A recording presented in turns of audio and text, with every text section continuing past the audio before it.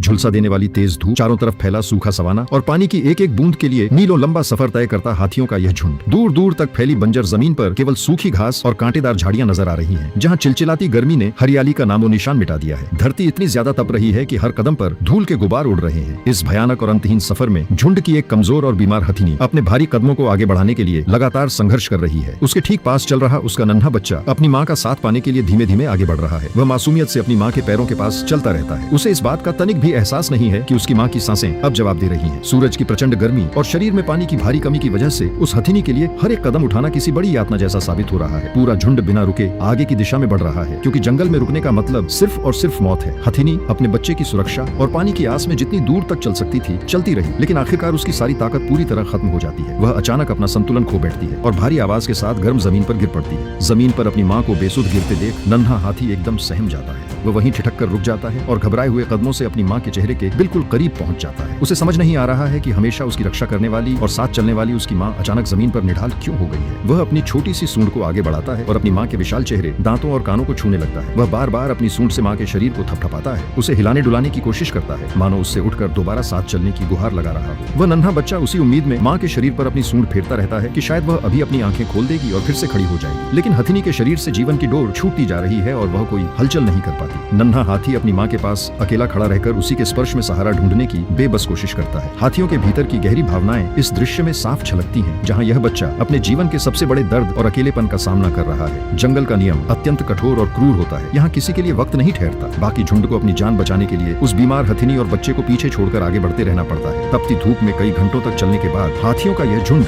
आखिरकार एक कीचड़ भरे पानी के गड्ढे तक पहुंच जाता है। हालांकि वहाँ साफ और बहता हुआ पानी मौजूद नहीं है, लेकिन हाथियों के लिए यह गीला और ठंडा दलदल किसी वरदान से कम साबित नहीं होता। पूरा झुंड बिना एक पल भी गंवाए उस कीचड़ में उतर जाता है। वे अपनी सूंड में भर भर कर कीचड़ उठाते हैं और उसे अपने पूरे शरीर, पीठ और कानों पर जोर जोर से छिड़कने लगते हैं। यह गाढ़ी मिट्टी उनके शरीर के लिए एक प्राकृतिक सुरक्षा कवच का काम करती है, जो उनकी संवेदनशील त्वचा को सूरज की झुलसाने वाली धूप और हानिकारक कीड़ों से बचाती है। इसी ठंडे दलदल को देखकर झुंड का एक नन्हा हाथी अपनी सारी थकान, डर और मुश्किलों को पूरी तरह भूल जाता है। वह उत्साह से भरकर सीधे कीचड़ के बीच दौड़ लगा देता है और खुशी से उसमें लोटपोट होने लगता है। वह दलदल में बार बार फिसलता है, पेट के बल लुढ़कता है और अपने नन्हे पैरों से कीचड़ को चारों तरफ उछालने लगता है। वह अपनी नन्ही और अनाड़ी सूंड से चेहरे और आंखों के आसपास जमी मिट्टी को साफ करने की कोशिश करता है। कीचड़ में छप-छप करते हुए यह मासूम बच्चा इस राहत भरे पल का पूरा आनंद ले रहा है। यह दृश्य दिखाता है कि जंगल की जिंदगी जितनी भी कठिन और निर्मम क्यों न हो, कुदरत में जीने की उम्मीद और खुशियां हमेशा अपना रास्ता ढूंढ ही लेती हैं।